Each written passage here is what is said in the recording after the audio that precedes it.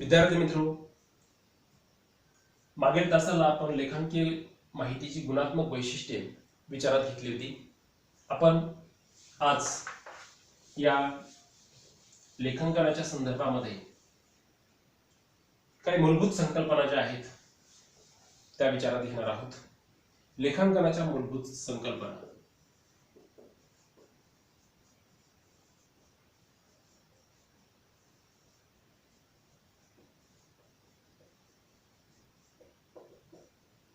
मित्रहो,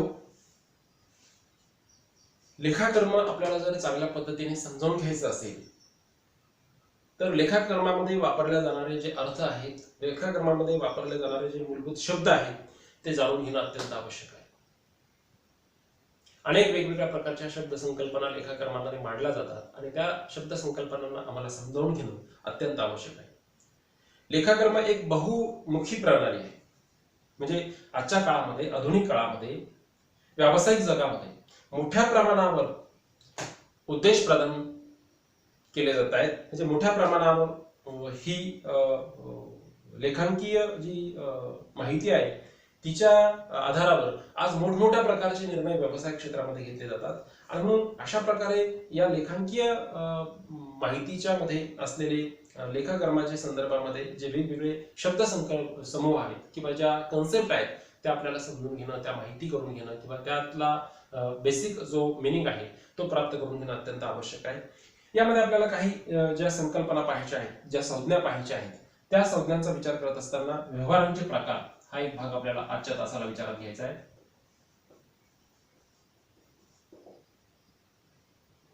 व्यवहारांचे प्रकार पाहत असताना आपल्याला या ठिकाणी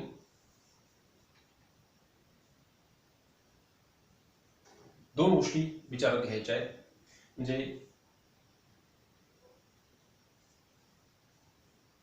त्यातला पहिला आहे मौद्रिक व्यवहार आणि दुसरा आहे अमौद्रिक व्यवहार. सोपा आहे.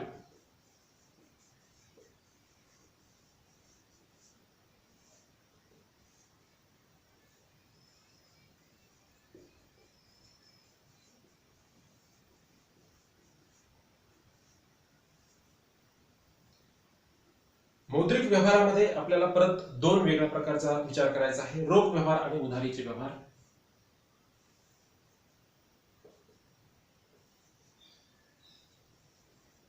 रोख व्यवहार,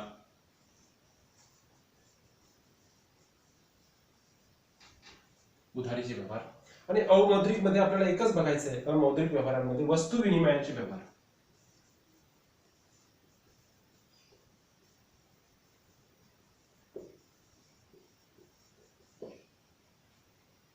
मित्र हो, प्रथमतः व्यवहार ही जी काही गोष्ट आहे ती आपल्याला विचारात घ्यायची आहे. ज्याला म्हटलं तर ट्रान्झॅक्शन.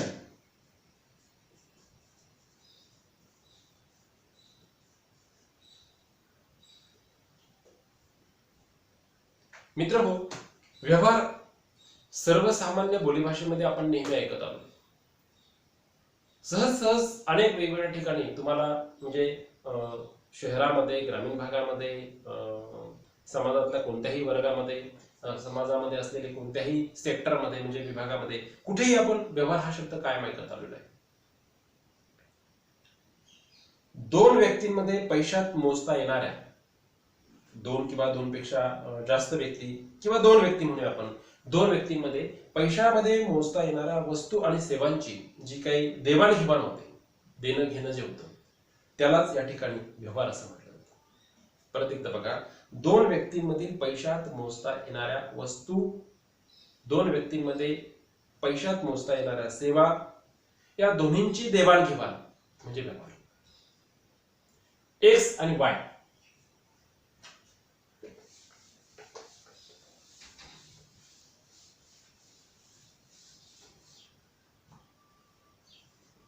किंवा इथे मी ए 500 रुपये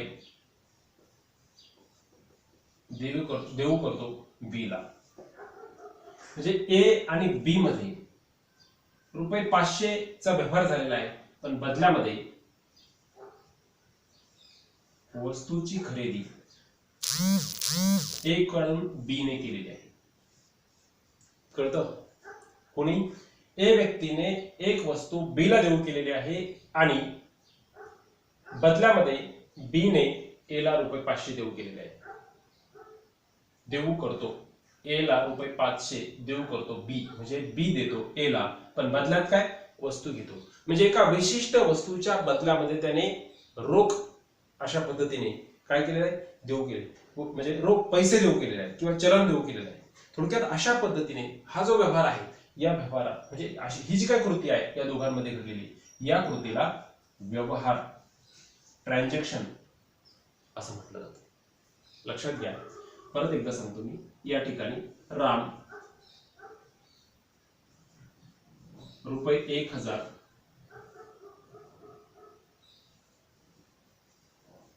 श्यामला देतो. रामने 1000 रुपये श्यामला दिले. काय कारण आहे? कारण श्यामकडून त्याने असं समजूया आपण की 10 किलो तांदूळ रामने खरेदी केला. दिला कोणी? श्यामने. आणि खरेदी कोणी केला? रामने. म्हणजे एका विशिष्ट वस्तूच्या बदल्यामध्ये काहीतरी देणं, म्हणजे रोख स्वरूपात पैसे देणं. तर अशा प्रकारची ही जी काही कृती दोघांमध्ये झालेली आहे त्याला व्यवहार असं म्हटलं जातं. आता हे जे व्यवहार आहेत, या व्यवहारांमध्ये दोन प्रकारचे व्यवहार आहेत. आपण बघितलं, एक मौद्रिक आणि एक उधारीचा. मौद्रिक म्हणजे रोख. व्यवहारामध्ये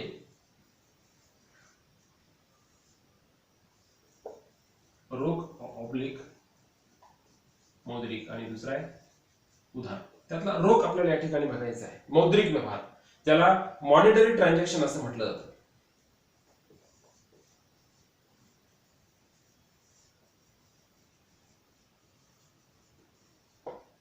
विद्यार्थी मित्रांनो, लक्षात घ्या की रोख व्यवहार म्हणजे काय? ज्या व्यवसायात रोख पैसे दिले जातात किंवा घेतले जातात त्या व्यवहारांना किंवा अशा व्यवहारांना रोख व्यवहार म्हणून कन्सिडर केलं जातं, रोख व्यवहार म्हणून आयडेंटिफिकेशन केलं जातं, म्हणजे रोख व्यवहार म्हणून ओळखलं जातं. परत एकदा बघा, ज्या व्यवसायामध्ये रोख पैसे दिले जातात किंवा घेतले जातात, ज्या व्यवसायामध्ये रोख पैसे दिले जातात किंवा घेतले जातात अशा व्यवहारांना रोख म्हणून ओळखलं जातं. उदाहरणार्थ काय की रोखीने वस्तू खरेदी केली,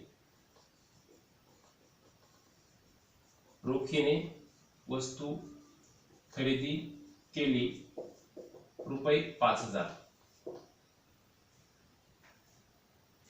आता हे काय झालं की रोख दिले, वस्तू खरेदी केली आणि रोख दिले, हा रोख ट्रान्झॅक्शन आहे. याच्या अपोजिट आपण बघू. उदाहरणार्थ पगाराचे रोख दिले रुपये 1000 किंवा वेतनाचे दिले रुपये 1000. म्हणजे जेव्हा रोख स्वरूपामध्ये पैसे घेतले जातात किंवा जेव्हा रोख स्वरूपामध्ये पैसे दिले जातात तेव्हा अशा व्यवहारांना रोख व्यवहार किंवा मौद्रिक व्यवहार असं म्हटलं जातं. मॉनिटरी ट्रान्झॅक्शन या नावाने ओळखलं जातं.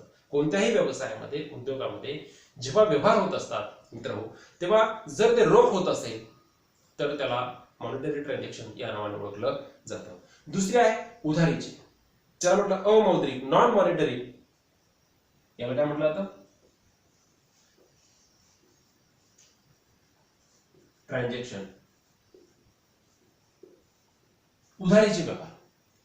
विद्यार्थी मित्रांनो, लक्षात घ्या की जेव्हा उधारीचे व्यवहार होतात म्हणजेच काय की व्यवहाराच्या वेळेत व्यवहार करत असताना त्वरित पैसे जेव्हा देऊ केले जात नाही, त्वरित किंवा ताबडतोब रोख रक्कम दिली जात नाही किंवा घेतली जात नाही, तेव्हा अशा प्रकारच्या घडलेल्या व्यवहारांना उधारीचे व्यवहार असं म्हटलं जातं. उदाहरणार्थ एखादा एक्स व्यवसाय, एक्स व्यवसायामध्ये व्यापाऱ्याकडून ग्राहकाने रुपये 5000 ची वस्तू खरेदी केली, म्हणजे उधारीवर खरेदी केली, तर याचा अर्थ वस्तू घेऊन गेला तो पण पैसे देऊ केलेले नाही, म्हणजे वस्तू नेली पण पैसे दिले नाही, याला नॉन मॉनिटरी ट्रान्झॅक्शन असं म्हणून ओळखलं जातं. वस्तू आणली, पैसे दिले नाही, म्हणजे ते पैसे भविष्यात देण्याच्या वचनावर किंवा भविष्यात पैसे दिले जातील या आधारावर जेव्हा वस्तू खरेदी केली जाते तेव्हा त्याला उधारीचे व्यवहार असं म्हटलं जातं. किंवा दुसऱ्या शब्दामध्ये की एखाद्या व्यक्तीला विक्री केलेली आहे एखाद्या व्यापाऱ्याने, किंवा असं समजू आपण काय की जेव्हा एखादी वस्तू देऊ केली परंतु पैसे घेतले नाही, वस्तू खरेदी केली पैसे दिले नाही, तसं वस्तू विकली पैसे घेतले नाही. खरेदी आणि विक्री, खरेदी केली पैसे घेतले नाही, उधार व्यवहार आहे. वस्तू विकली पैसे घेतले नाही, उधार व्यवहार. एखाद्या व्यापाऱ्याने दुसऱ्या एखाद्या व्यापाऱ्याकडनं एखादं यंत्र खरेदी केलं परंतु उधारीवर खरेदी केलं, त्याचे पैसे देऊ केले नाही, यंत्र तर आणलं. तर अशा प्रकारे घडलेला जो व्यवहार आहे त्याला नॉन मॉनिटरी ट्रान्झॅक्शन असं म्हटलं जातं. तर अशा पद्धतीने उधारीचे जे व्यवहार आहेत त्या व्यवहाराचा म्हणजे मॉनिटरी ट्रान्झॅक्शनच आहे उधारीचा आणि रोखीचा. तर अशा पद्धतीने उदाहरण काय की रामला ₹1,000चा माल दिला, ₹1,000 रोख मिळाले. हा म्हणजे इथे ट्रान्झॅक्शन जो आहे तो मॉनिटरी ट्रान्झॅक्शन म्हटलं जातो. मॉनिटरी ट्रान्झॅक्शन मध्ये दोन टाईप आहेत, एक रोख आणि एक उधार. तर हाही मॉनिटरी ट्रान्झॅक्शन म्हणून ओळखला जातो. मी नॉन मॉनिटरी ट्रान्झॅक्शन म्हटलं परंतु त्याला अमौद्रिक व्यवहार असं म्हटलं जातं. म्हणजे ज्या व्यवहारांचा प्रत्यक्ष पैशाशी संबंध येत नाही, म्हणजे प्रत्यक्ष पैसे ज्या व्यवहारामध्ये वापरले जात नाही तेव्हा त्या व्यवहारांना नॉन मॉनिटरी ट्रान्झॅक्शन असं म्हटलं जातं. थोडक्यात अशा पद्धतीने हे दोन या ठिकाणी आपण विचारात घेतले. मॉनिटरी ट्रान्झॅक्शन आहे हे पण. यानंतर आहे अमौद्रिक व्यवहार.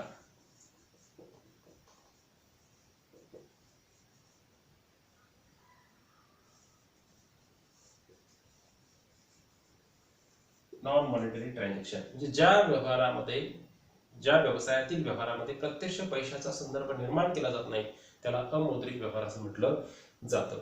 उदाहरणार्थ काय की असे व्यवहार की जिथे वस्तू दिली जाते किंवा घेतली जाते तर त्या ठिकाणी पैशाचा व्यवहार होत नाही, म्हणजे एका वस्तूच्या मोबदल्यात दुसरी वस्तू दिली जाते. याच दुसऱ्या शब्दामध्ये वस्तू विनिमय असं देखील म्हटलं जातं. थोडक्यात अशा पद्धतीने ज्या व्यवहारांमध्ये पैशाचा प्रत्यक्ष अथवा अप्रत्यक्ष, प्रत्यक्ष असो की अप्रत्यक्ष उपयोगच केला जात नाही अशा व्यवहारांना अमौद्रिक किंवा नॉन मॉनिटरी ट्रान्झॅक्शन असं म्हटलं जातं. विद्यार्थी मित्र, हा एक भाग या ठिकाणी विचारात घेतल्याच्या नंतर आपल्याला वेगवेगळ्या प्रकारची काही संकल्पना या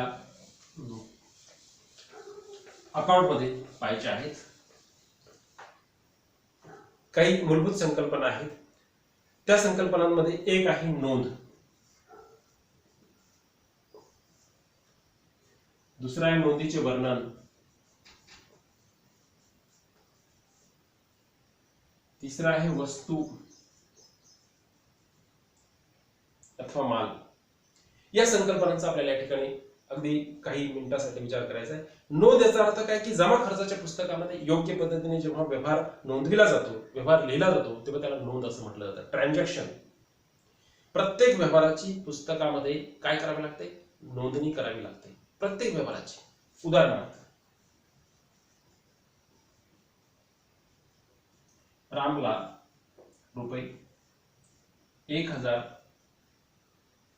चा माल दिला किंवा विकला. हा ट्रान्झॅक्शन काय, हा व्यवहार आहे. हा कसा आहे, उधारीवरचा व्यवहार आहे. ज्या अर्थी रामचं नाव आलेलं आहे त्या अर्थी ₹1,000 व्यवहार हा उधारीवर झालेला आहे.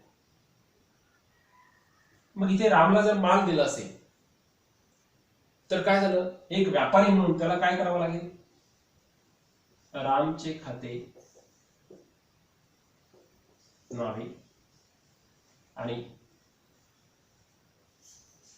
वस्तूचे खाते जमा किंवा वस्तूच्या विक्री खात्याला जमा असं म्हटलं तरी चालेल. इथे विक्री खाते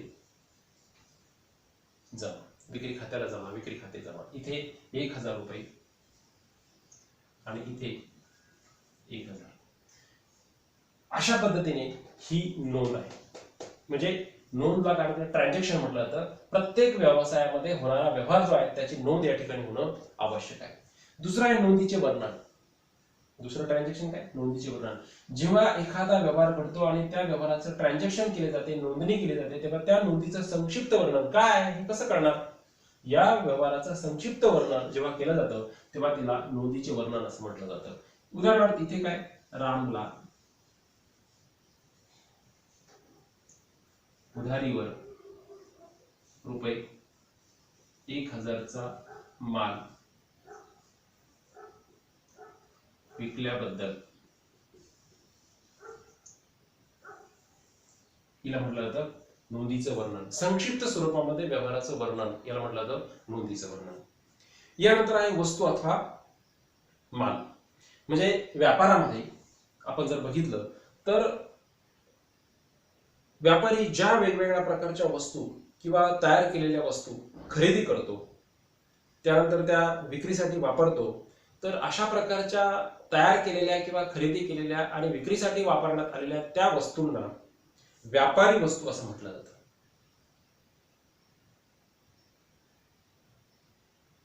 थोडक्यात काय की अशा व्यापारामध्ये या खरेदी केलेल्या किंवा तयार केलेल्या ज्या वस्तू आहेत, या व्यापारामध्ये नफा प्राप्ती करण्याच्या उद्देशाने खरेदी केल्या जातात किंवा तयार केल्या जातात. म्हणजे वस्तू खरेदी करायच्या किंवा तयार करायच्या आणि त्याची विक्री करायची. म्हणजे एक खर्च करताना, वस्तू तयार करताना, खरेदी करताना एका विशिष्ट किमतीला तयार करायची, खरेदी करायची आणि एका विशिष्ट किमतीला विकायची. मध्ये जो काही डिफरन्स आहे खरेदी आणि विक्रीच्या किमतीमधला, तो त्या व्यापाराचा खर्च वजा जाता राहिलेली जी काही रक्कम आहे ती नफा म्हणून तो विचारात घेत असतो. थोडक्यात अशा पद्धतीने या व्यापारी वस्तूंना अथवा मालाला काय म्हणायचं की जी वस्तू व्यापारी व्यवसायामध्ये खरेदी करतो किंवा तयार करतो किंवा खरेदी करतो आणि ती विक्रीसाठी उपलब्ध ठेवतो, तेव्हा तिला वस्तू किंवा माल असं म्हटलं जातं. आज किराणा दुकानदार आहे, कापड दुकानदार आहेत, सोनाराचे दुकान आहे, वेगवेगळ्या प्रकारचे जनरल स्टोर्स आहेत, वेगवेगळ्या प्रकारच्या पर्टिक्युलर वस्तू, उदाहरणार्थ इलेक्ट्रॉनिक आहे, इलेक्ट्रिकल आहे, अनेक वेगवेगळ्या प्रकारच्या वस्तू आहेत. यंत्र, घरातले जे वेगवेगळे इलेक्ट्रॉनिक पार्ट आहेत त्यांच्या वस्तूंच्या विक्री करणाऱ्या काही दुकान आहेत, टीव्ही आहेत, मोबाईल आहे, फॅन आहे, वेगवेगळ्या प्रकारचे इलेक्ट्रिकल्स काही वेगवेगळ्या प्रकारच्या वस्तू आहेत, फर्निचर आहे. हे सगळे जे काही वस्तू आहेत या वस्तू व्यापारामध्ये ठेवल्या जातात, त्या खरेदी करून ठेवल्या जातात, तेही खरेदी करतात आणि व्यापारात ठेवतात. काही ठिकाणी काही गोष्टी तयार केल्या जातात आणि त्या व्यापारात ठेवल्या जातात, या विक्रीच्या उद्देशाने ठेवल्या जातात. तेव्हा अशा पद्धतीने विक्रीसाठी व्यापारामध्ये ठेवलेल्या वस्तूंना वस्तू किंवा माल असं म्हटलं जातं, त्याला गुड्स असं म्हटलं जातं. तर अशा पद्धतीने या काही संकल्पना या ठिकाणी आपण विचारात घेतल्या. यानंतर आहे भांडवल आणि उचल.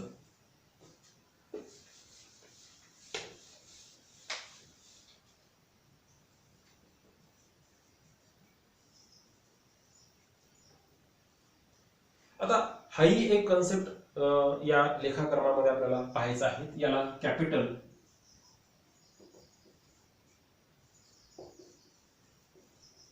अँड ड्रॉविंग असं म्हटलं जातं. उचलला ड्रॉविंग आणि भांडवलला कॅपिटल. आता जेव्हा एखादा व्यवसाय, भांडवल म्हणजे काय, जेव्हा एखादा व्यावसायिक किंवा व्यवसायाचा मालक व्यवसायामध्ये एक विशिष्ट रक्कम व्यवसाय सुरू करण्यासाठी गुंतवतो, तेव्हा त्या व्यवसायामध्ये त्या व्यावसायिकाने गुंतविलेल्या त्या रकमेला कॅपिटल किंवा भांडवल या नावाने ओळखलं जातं. मित्रहो, लक्षात घ्या की कोणताही व्यवसाय हा असा सुरू होत नाही, त्या व्यवसायामध्ये विशिष्ट अशी रक्कम गुंतवावी लागते, विशिष्ट अशी रक्कम इन्व्हेस्ट करावी लागते. त्याशिवाय व्यवसाय, म्हणजे उदाहरणार्थ तुम्हाला जर बघायचं असेल की एक्स कंपनी विचारात घेतली तर सुरुवातीला लँड म्हणजे जमीन अत्यंत आवश्यक आहे. दुसरं बिल्डिंग म्हणजे इमारत, त्यानंतर मशिनरी म्हणजे यंत्र, त्यानंतर व्हेकल म्हणजे वाहन, लेबर श्रम, या सगळ्यांना एकत्रित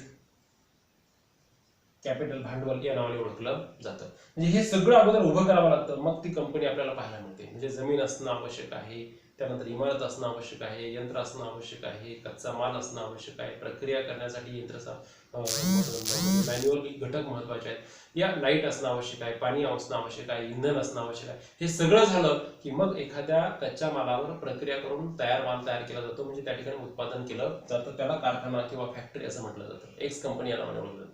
थोडक्यात काय की या सगळ्या गोष्टी उभ्या करण्यासाठी सगळ्यात महत्वाचं काय, भांडवल.